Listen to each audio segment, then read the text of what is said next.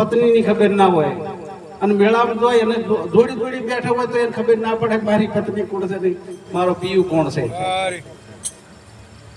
ત્યારે મહાપુરુષે આગળ વર્ત કરી કે જેની સુરતા સુહાગણ નારી ભટકતી ક્યાં ફરે તારા સદગુરુને બોલાય લગ્ન તારા લખી લઈએ. કારણ કે સદગુરુના શરણે જ્યાં પછી એના લગ્ન લખાય ને પછી એને ખબર પડે ખરેખર મારો પિયુ તો જે બહાર નતો.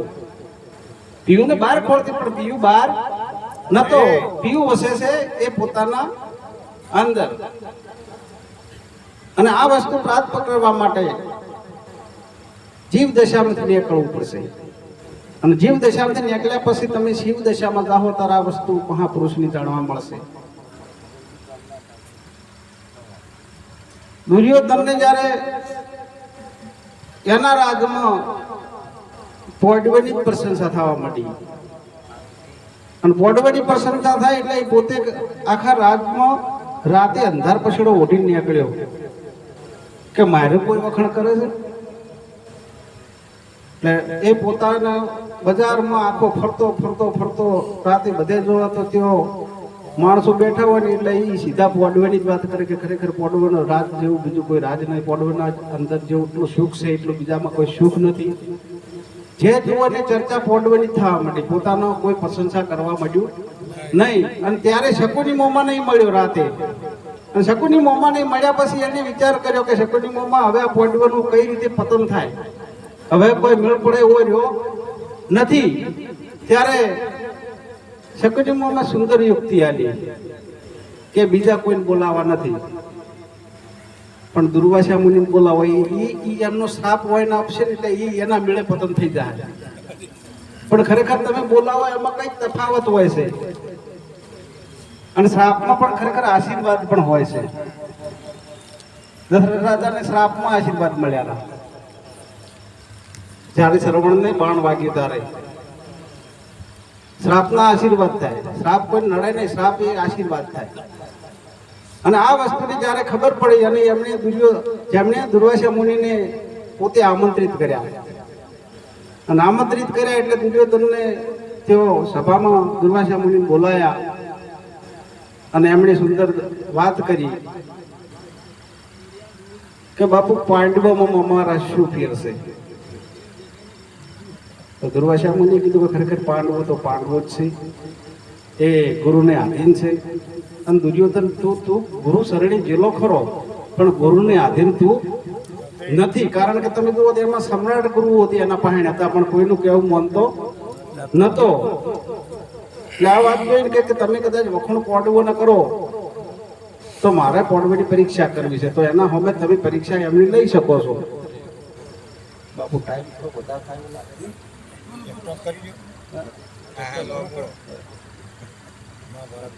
એટલે એમણે વાત કરી કે ખરેખર પાંડવો તો પાંડવો જ છે અને દુર્યોધન તો ખરેખર ગુરુ કરાયા પણ વચન લાયક નથી. એટલે એ છતાં એમણે પાંડવોના ગુરુ મહારાજે વધારે વખાણ કર્યા દુર્વાસા મુનિએ. એટલે એમણે કીધું તારે એમ કરો તમારા પાંડવોને તમે વખાણ કરતા હોય તો કશું વાંધો નથી, પાંડવ સતવાદી જ હોય તો હું બાળેલા જાઉં અને એમને બાળીની ગટલી આલું અને એમાં કદાચ ઓબો પાકે તો હું તમારા પોડવાનું માનું ખરેખર પોડવું સતવાદી છે. તો ખરેખર એમણે દુર્વાસા મુનિને આપતા પહેલા દુર્વાસા મુનિએ કીધું કે ખરેખર ગુરુ મહારાજની તમારા ઉપર પ્રાર્થના હતા શિષ્ય કરે કે હે ગુરુ મહારાજ કદાચ છે જો મારી આજ લાજ તમારે રાખવાની છે. ગુરુ મહારાજ શિષ્યની પરીક્ષા લેવા જાય તો ગુરુ મહારાજ પણ પરમાત્માની આરાધના કરે છે. પરમાત્મા હું મારા શિષ્યની પરીક્ષા લેવા જઉં છું પણ તું મારા શિષ્યની લાજ રાખજે. આ ગુરુ મહારાજની તાકાત છે. અને પણ શિષ્ય એવો હોવો જોઈએ. શિષ્યને કાળા કર્મ કરવાનું ગુરુ મહારાજ આવો કદી ભલામણ કરી શકે નહીં. તો એમણે આ વાત પરમાત્માને ભળાઈ અને એ પોતે તે પોડવાના દરબારમાં જાય અને પોડવાના દરબારમાં જાય અને બધા પોડવો પોતે ભેળા કરે છે દુર્વાસા મુનિ અને એમને વાત કરે છે કે ખરેખર પાડવો હું તમારા પાસે એક જ માગણી કરવાનું તમારી પરીક્ષા લેવા આવ્યો છું કે ગુરુ મહારાજ તમે કદાચ પરીક્ષા લેવા આવ્યા હોય તો તમને અમારી પરીક્ષામાં આલવામાં સંકોચ ન હોય અને ગુરુ મહારાજ પરીક્ષા લેવા આવે તમારા સંકોચ ના હોવો જ જોઈએ. અને ગુરુ મહારાજના જ્યારે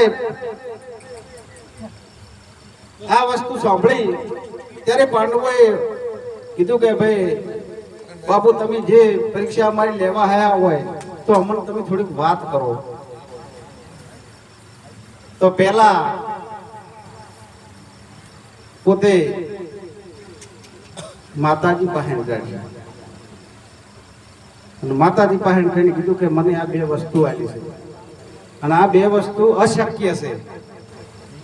બે વસ્તુ અશક્ય છે અને તમારે શક્ય બનાવવાની છે. તો માતાજી કીધું કે બાપુ તમારા આશીર્વાદ હશે તો બધું થઈ જાય. અને ગુરુ મહારાજના આશીર્વાદ તો અશક્યનું શક્ય બની શકે.